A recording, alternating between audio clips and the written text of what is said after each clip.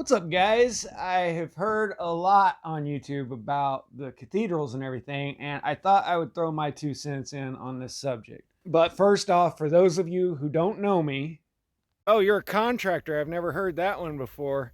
It kind of made me laugh. So, yeah, you know what being a contractor means? It means that you're out fixing things and doing work when it's freezing cold out. It also means that you never make excuses and you don't BS people, because good luck getting people to trust you with tens and thousands of dollars to work on the most expensive thing that they own if you BS everybody. And hey, how many of you wouldn't want me to come and take your old kitchen that looked like this and make it look like this? I can't wait till I can do it to mine. But I can't blame anybody for questioning that claim. I've heard a lot of claims in the comments that I can see right through. The difference being, a true craftsman will never miss an opportunity to show off their work. Now, what does modern building have to do with Gothic cathedrals? Well, if you don't see the forest that went into building this cathedral, then stick around, because before any of those arches were built, the carpenters built everything out of wood first. And you may think I'm completely full of it, but honestly, I would not have any problem whatsoever managing this project, even though I've never cut a stone block in my life, just like I've worked for other contractors that don't know how to run a saw or a nail gun. What's important is understanding what has to be done and what order to do it in. So I'm going to give you guys a basic course on the fundamentals of construction, and then let's see what you think about this building after that.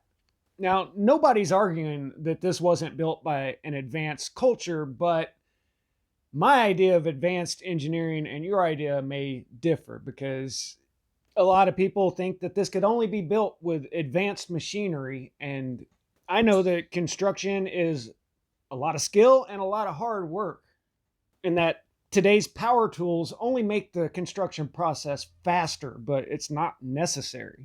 And just real quick, I want to go through the different types of construction. Here we're looking at St. Patrick's in New York. And to just look at the finished product, you'd think that this was built the same as Cologne Cathedral that I was showing just a moment ago. But the fact of the matter is, this is all wood framed and stuccoed. Looks just like stone in the finished product. This is the exact same type of construction as was used for the World's Fairs and these magnificent Tartarian structures that burned down and killed a bunch of people. And compared to the ancient Roman or the Gothic style of architecture, this is 50 times faster, 50 times cheaper, and 99% of this is all done by hand. You don't need cranes, you don't need forklifts, you don't need anything. These are just put together piece by piece, and boards are not that hard to handle. And once the wood framing structure is done, then you just stucco over the top of it and it looks like stone. Now let's break this down into the independent parts. An important fundamental structure to understand is the Roman arch. In masonry, this is required for any opening that you're going to have in a wall, a door, a window, whatever. Modern day, we use structural steel. This is called a window lintel, but you have to put that in there to support the weight of the bricks up above. Before structural steel, there was the Roman arch that takes all of the weight of the masonry up above and directs it down to each side of the opening. While looking at a bunch of random photographs, I really don't have a good way of telling if this was built there on purpose or if not, because basement windows are a very good thing. Not only can you get airflow into an area that's prone to be damp, but also any of the larger buildings being built between 1700 AD and 1950 would have had boiler rooms down in the bottom that powered the radiator heaters that were in all of the rooms. My grade school still had these in there. And hey, people are smart. I mean, as long as they have good nutrition like we do today, then they were just as smart as we are, if not smarter. So now you know, when looking at random photos of old buildings, that arch has to be there for any opening, doesn't matter where it's at on the elevation of the building. While we're at the ground level, let's talk about foundations. The bigger the building, the deeper the foundation has to go. Every one of those tiny looking yellow lifts that they're using is the size of a bulldozer, and it probably extends up about 50 feet. And I just want to say that the street levels of some cities have changed, some by catastrophe and flooding, some by man-made structures. But it's really hard to tell which it is by random photos. Let's look at La Sagrada Familia. Construction of this began back in the 1880s, so we do have photos of all the different phases. And it was just completed a year or two ago, I believe. Even with modern machinery, it is a rather audacious endeavor to build a cathedral. But look down at the bottom right there, and what do you see? These are the purpose-built crypts underneath of the cathedral, and you can judge by that tree, say the tree's probably 30 feet tall, so this is at least 60 feet down into the ground. They built these crypts underneath because back around 13th, 14th century, the way the Catholic Church financed their cathedrals was to sell indulgences to people, which not only bought you forgiveness from your sins, but also that of your ancestors. They'd tell you that your father's going to burn in hell if you don't pay an indulgence. So, what are you going to do? Then in the older cathedrals, they would sell burial plots underneath the finished cathedral, just dig a new grave. And this progressed into them just making vaults underneath the cathedrals. Now, if you're into buried cities, look at Rome. It goes down 200 feet underneath the city streets of today. But some of this stuff was built intentionally. I hope nobody's getting bored. I will have a chronology down in the comments or description box that you can check and skip around if you want. But if you watch this whole video, you will understand every piece that you're looking at and why it's there. But I want to explain the logistics of how this works real quick and dispel a couple of myths. First off, the horse and buggy myth. First off, draft horses are extremely strong. A team of two can drag like 20,000 pounds on skids. So they're not going to have any problem pulling 5 or 10,000 pounds that's on wheels as opposed to skids. But that's not the primary source of transportation, maybe to take it the last half mile. All of these are built within a stone's throw of major riverways, so they ship everything into the site. Here you can see Cologne Cathedral by the Rhine. Here's Notre Dame, again by the Rhine. And then Ulm Cathedral right off of the Danube. The riverways were the ancient highways, and these were the big cities. Look at Salt Lake City Cathedral for an example, and you can see that they just drop off rough-cut stone blocks from the quarry. You've got either your lowest paid or your slaves working in the quarry, and then once it gets dropped off, you have different grades of craftsmen there on site.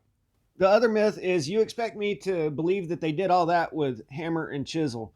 I would say that 70-80% of all of the stone quarried today is done by hand. They do have big machines like this, but due to the nature of stone, splitting it is fast and efficient with hammer and chisels. Okay, finally, let's talk about how these things are built. All the cathedrals started out as basic basilicas like this, and it was progression in technology that made the bigger, better possible. They came up with the pointed arch, the ribbed vault, the trussed roof, and then the flying buttresses. There's a time anomaly associated with these pointed arches as well. The first ones are attributed to the Nilometer in Egypt in 800 AD, and then they didn't make a big comeback until the 12th century Renaissance. And I've talked about how there's a gap in the technology from the fall of the Romans to the 12th and 13th century, and they make up with this by the 12th century Renaissance. And I'd say technology-wise in 1200 AD, just before the catastrophes, it was probably about like the 17th century, and the world was set back 500 years. Alfred Gaines is associated with these pointed arches, and he was a Islamic thinker of the 800 AD era, and his works all disappeared and then resurfaced in 15th century Renaissance Italy, just like all of the ancient, quote-unquote, ancient Roman writers resurfaced during this time. But the pointed arch is much stronger than the Roman arch and can hold more weight. So when you have an arch, it's pushing out laterally from the center. And they wanted to keep building higher and higher with these. So you had to install buttresses to counter that force that's pushing outwards. The buttresses add what's known as shear value or shear strength. And I describe this to customers as if you have a cardboard box and the bottom of it is taped and you turn it up on its side and you push down on it, it's going to be stiff and rigid. If you cut that tape loose, then the box will collapse because you've taken away all of the shear value. Now, it would have been simple to add just triangle buttresses like this, but all of those big stained glass windows, they want as much light getting in as possible, so they refined this. They came up with flying buttresses held up by spires so that you can transfer the load out and down. You still have all of the same pieces that you started with, only now you're letting all kinds of light in through the beautiful stained glass windows. And here we can see, I think this is Salzburg Cathedral. That was an old basilica that was run down for hundreds of years. The townspeople were making fun of it. The Protestants didn't like the big gaudy churches that had been built there previously, so they sat empty. Finally, there were calls to restore it, and you can see here the first thing they did was stabilize where the ribbed vaults that I'm going to show you in a minute connect on the exterior. Now you understand the principles of the pointed spire and the flying buttresses to support these ribbed vaults that are on the inside. You take that pointed arch and you turn it 45 degrees going both ways and you have a ribbed vault. Once that basic concept was proven to work, it's no different than today. I mean, architects were striving to outdo each other, and they did. They got very creative with this. But let's break this down. You have the two main pointed arches forming the X, and then you have legs coming down to another pointed arch coming up. And then in the center, I don't even think that was necessary. That's probably just decorative planted onto the bottom. But I don't mean to downplay this. This is an insane level of craftsmanship, and I'm sure fortunes were made over this. Or maybe they did do it for the glory of God. I don't know. We'll get into the builders in a different video. I probably should have explained this earlier, but now's a good time. For all of the flying buttresses and all of the pointed arches, every bit of it has to be made out of wood first. So entire forests were cut down, and all of this was made out of wood first, and then the stone shaped to the forms. Here you see they're shoring up the flying buttresses and transferring the wood back to the weight partially while they're doing the construction. And a couple years ago, I kept hearing, how do these stone buildings burn down? And then Notre Dame happened.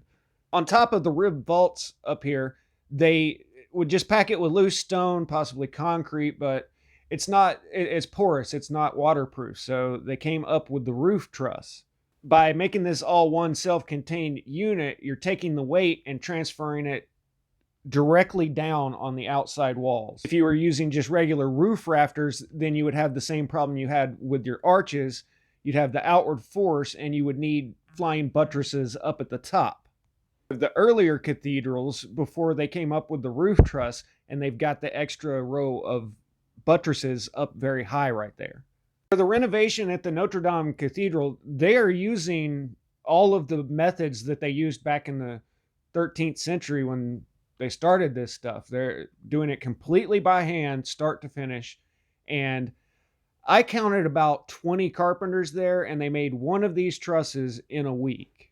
And I think they said they need 52 of them. So 1 year to complete all of the trusses. That's really not bad. And here they're doing a test run of their pulley system on the ground before they go up and attempt the real thing way up in the air.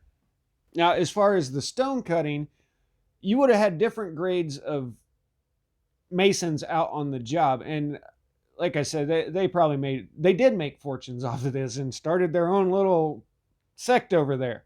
But the best of the best was doing this kind of work, and the intricate spires out front and all of that. Then you got your B-team guys doing the gargoyles that are hundreds of feet up in the air, so it doesn't have to be that fine of detail.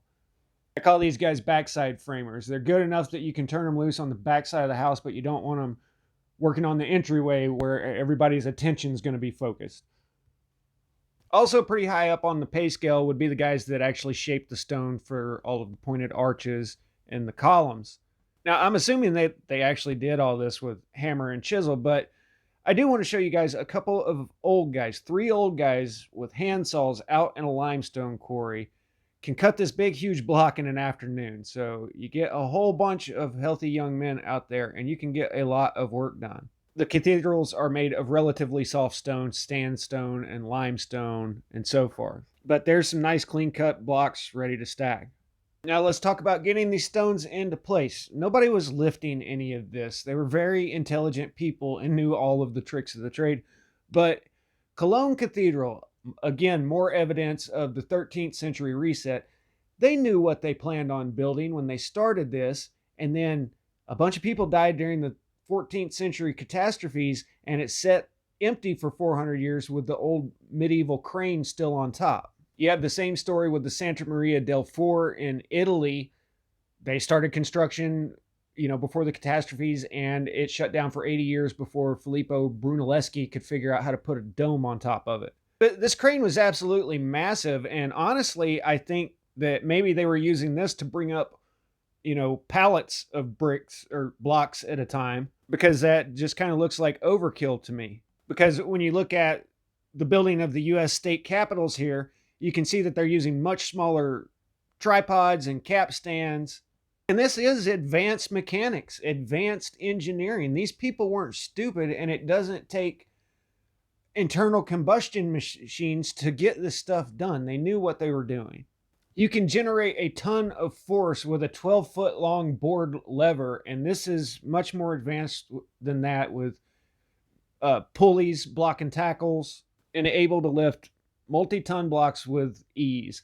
They took the same wisdom and intelligence into the design of their carts to move all of this stuff, and they knew what they were doing. So let's combine all this to make a cathedral. The basic structural component parts.